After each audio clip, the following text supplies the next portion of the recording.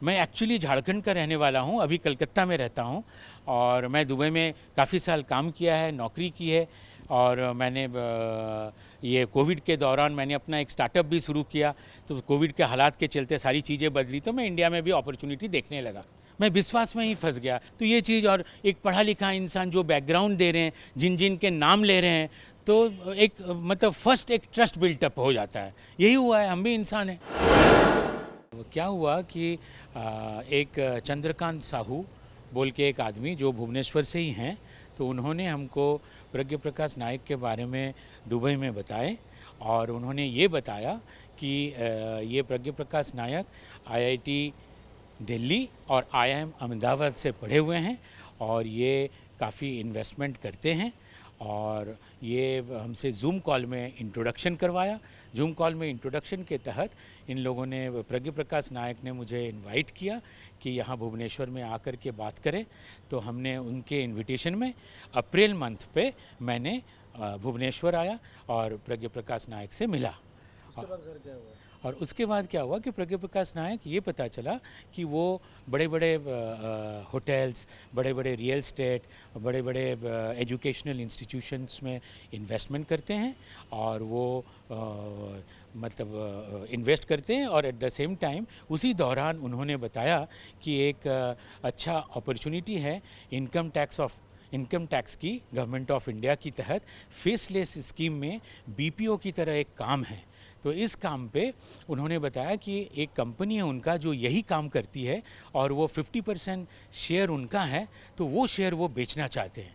तो हमें वो प्रपोज़ किया। और प्रपोज़ किया तो हमने सोचा कि एक आईआईटी आईआईएम के प्रोफेशनल हैं और आईआईटी दिल्ली से हैं।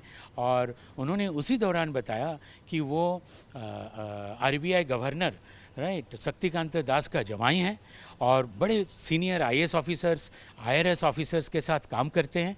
और ये भी बताया कि उन लोग गाइड करते हैं और उन्हीं लोगों के गाइडेंस से वो काम करते हैं। और ये जो उनका बिज़नेस है बीपीओ की फेसलेस स्कीम के तहत इनकम टैक्स डिपार्टमेंट की, तो इस पे क्या है कि इसमें अच्छी अर्निंग है, अच्छी प्रॉफिट है और ये अच्छा काम है। और इस पे उन्होंने बताया, हमें प्रपोज़ किया कि 3.5 करोड़ की बात हुई इसको बेचने के लिए। और इस तरीके से ये बातें चलने लगा। और हमने टोटल पैसे इनको दिए हैं 2.35 करोड़। और जैसे जैसे वो कागजात मांगे इस एम्पैनलमेंट के लिए, ये कागज़ के लिए, ये काम के लिए, शेयर ट्रांसफ़र फॉर्म के लिए, शेयर ट्रांसफ़र, जो जैसे जैसे कागज़ मांगे उस तरीके से मैं सारे कागज़ देता गया और पैसे देते गए समय पे। और उन्होंने ये बताया कि 1 जुलाई से काम शुरू हो जाएगा। और ये भी उन्होंने बताया कि इस दौरान आप हमें बताएं कि आप दिल्ली में जो ऑफ़िस सेटअप करेंगे, ऑफ़िस की तैयारी करें, ऑफ़िस फाइनलाइज़ कीजिए, स्टाफिंग कीजिए। तो ये चीज़ें उन्होंने बताया। जब 1 जुलाई आया, जब हमने देखा कि ये काम के बारे में उनको पूछा तो उनके पास कोई जवाब नहीं था। वो बता रहे हैं कि एक्सक्यूज़ेस शुरू किए। तो उन्होंने बताया कि पहले बताया उनका भाभी बीमार है, और उसके बाद बताया भाभी की डेथ हो गई, और उसके बाद बताया फादर बीमार है सितंबर में। अगस्त में भाभी बीमार थी, भाभी की डेथ हो गई। सितंबर में फादर बीमार है, फादर की डेथ हो गई। तो मुझे फादर की जो 12वीं होती है, हाँ, जो मैं सितंबर के 11-12 तारीख को मैं भुवनेश्वर आया कि एज ए जेस्चर क्या होता है कि किसी के घर में अगर डेथ हो जाती है और जानने वाले हैं तो हम ऐसे ही पहुंचेंगे। तो हमने पहुंचाया वॉलंटरीली। तो पहुंचा तो पता चला कि नहीं, ऐसा कुछ भी नहीं है। तब मुझे और शक हो गया और डाउट हुआ, और इस तरीके से हमें लूटा गया और फ्रॉड किया गया। तो हमने सोचा कि मुझे मदद लेना चाहिए, हाँ, पुलिस की मदद लेना चाहिए। और पुलिस का हमने मदद ली। क्या होता है ना जी, जब एक इंसान, आप समझ रहे हैं कि आईआईटी दिल्ली से हैं, आईआईएम अहमदाबाद से हैं, और जो आरबीआई गवर्नर के नाम लेते हैं, सारे बड़े बड़े senior IAS officials, IRS officials के नाम हो रहे हैं, राइट। तो एक अपने आप क्या हो जाता है, एक विश्वास, एक ट्रस्ट फैक्टर आ जाता है। किसी का नाम ले रहा था हाई प्रोफाइल के? हाँ, हाई प्रोफाइल के काफ़ी लोगों के नाम ले रहे थे। बिजनेसमैन हो या कोई आईपीएस ने सारे senior IAS officer, senior IRS officers in लोगों के बात कर रहे थे, और उन्होंने उनके एक पार्टनर से भी हमसे बात करवाया था।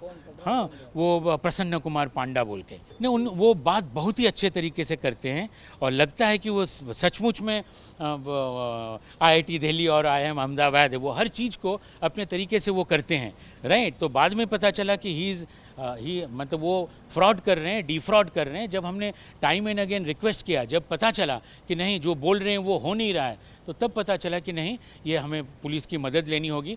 और जब पुलिस ने काफ़ी अच्छे स्टेप्स लिए, और हमें बहुत खुशी है कि पुलिस ने इमीडिएटली एक्शन में आए।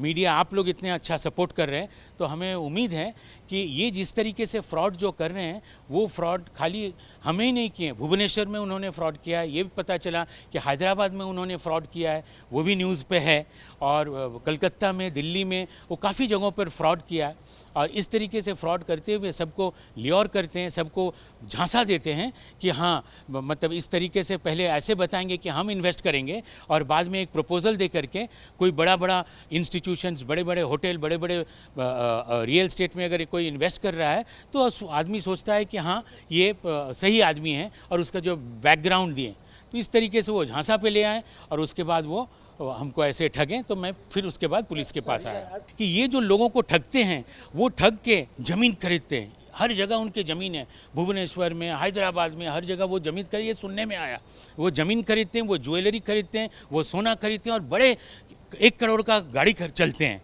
तो आपको चेहरे से नहीं जाना चाहिए, वो क्या क्या खरीद रहे हैं, क्या जा रहे हैं, किस तरीके से रह रहे हैं, वो चीज़ है। जो 1 करोड़ का गाड़ी चल रहा है, तो उसके पास पैसे आ रहे हैं, तो वो उस तरीके से ये चीज़ें मतलब लोगों को ल्योर करते हैं और प्रोवोक करते हैं। नहीं, चंद्रकांत साहू ने हमें मिलाया। चंद्रकांत साहू भुवनेश्वर से ही हैं, और उन्होंने हमको जूम कॉल के थ्रू इंट्रोड्यूस किया। और चंद्रशेखर साहू सर कौन है? चंद्रकांत साहू एक चार्टर्ड अकाउंटेंट है, राइट, और जिनका ऑफिस भुवनेश्वर में भी है, और चंद्रकांत साहू वहाँ दुबई में रहते हैं, और उन्होंने ही इसके थ्रू, जूम कॉल के थ्रू हमको प्रज्ञ प्रकाश नायक को इंट्रोड्यूस किया। चंद्रकांत साहू हमको वही फरवरी मार्च महीने में हमसे मिलने के लिए आए थे। कैसे? और ये अब बिज़नेस के बारे में, क्योंकि ये कोविड के बाद जैसा हालात है, तो मैं इंडिया में अपॉर्चुनिटीज़ ढूंढ रहा था। तो उन्होंने बताया कि सर, मैं एक आदमी को जानता हूँ, इंडिया में भुवनेश्वर में रहते हैं, अपने साइड से हैं, और वो आईआईटी दिल्ली से हैं, आईआईएम अहमदाबाद से हैं, और वो एक इन्वेस्ट करते हैं बड़े प्रोजेक्ट्स में, बड़े होटल्स में, एजुकेशन इंस्टीट्यूशंस में, हेल्थ केयर पे, और वो एक कंसोर्शियम मतलब इन्वेस्टर्स के चीफ इन्वेस्टमेंट ऑफिसर हैं। तो वो उनसे आपको इंट्रोड्यूस कराता, तो उन्होंने इंट्रोड्यूस करवाया। ये तो मैं बता नहीं सकता, लेकिन कुछ लोग तो डेफिनेटली है, कुछ लोग तो हैं, हाँ, कुछ लोग तो ज़रूर हैं। हाँ, वो तो पुलिस इन्वेस्टिगेट करेगी, तहकीकात करेगी, तो पता चलेगा।